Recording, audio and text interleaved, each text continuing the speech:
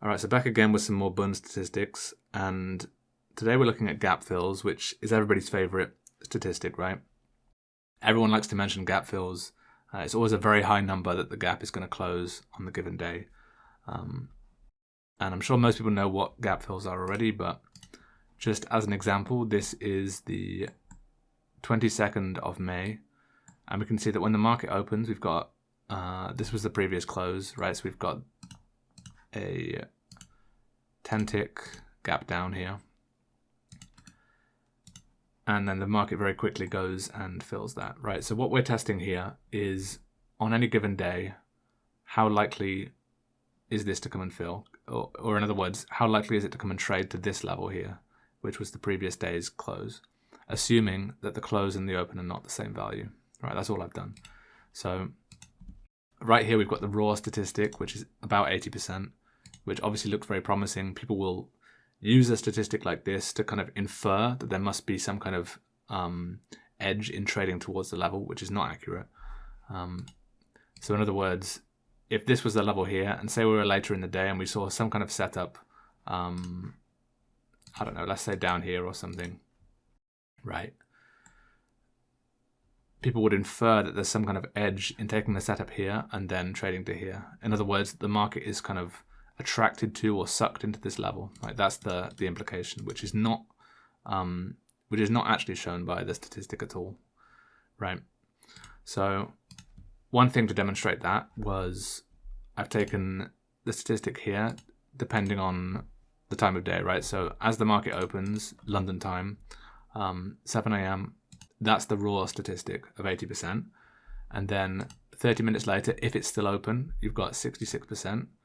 1 hour after the open, if it's still open, you've got 60%. And you can see that it drops very quickly, right? So if you were coming in at 1 o'clock for the New York session, you can see if the gap is still open, it's very unlikely to actually trade to that. Even though we've got a massive number here, it's still,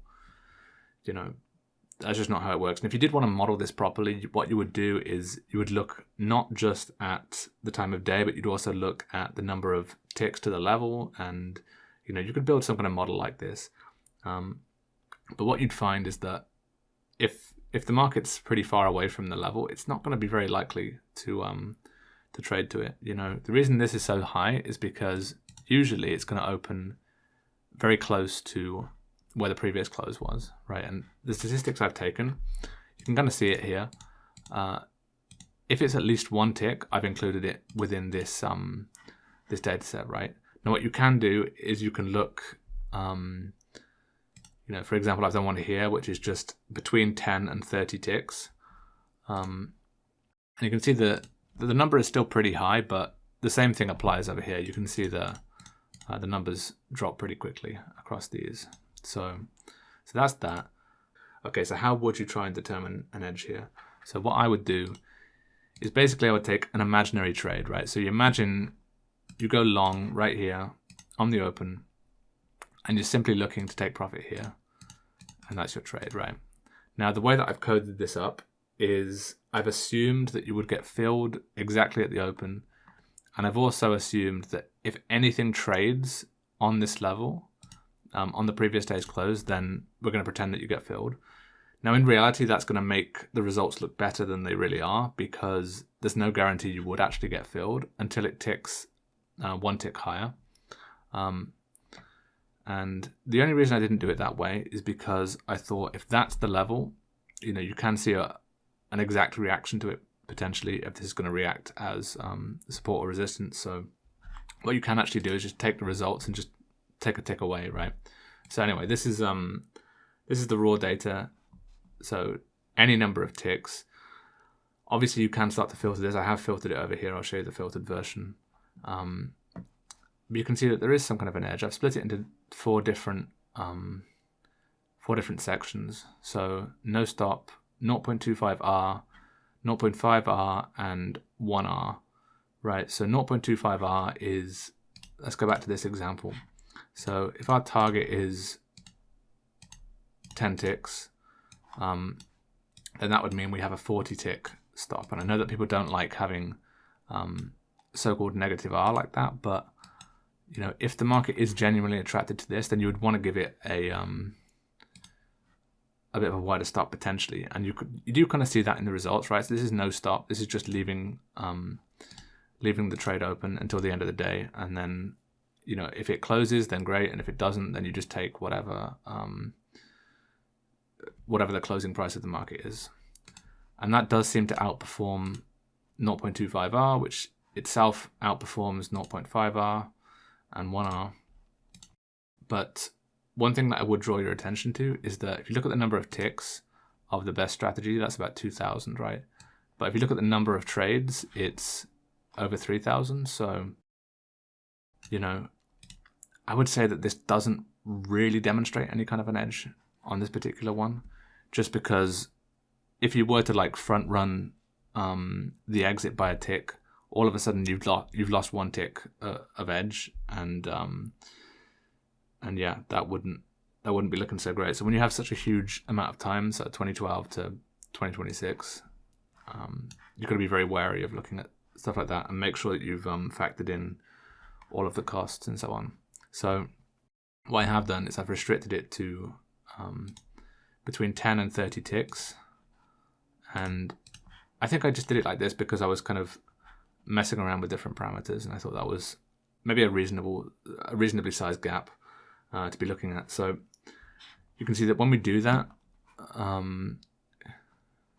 this period of time doesn't look very good, but then you get a pretty steep rise here, and then we kind of drop off a little bit. So you know, there's nothing too convincing about any of this really.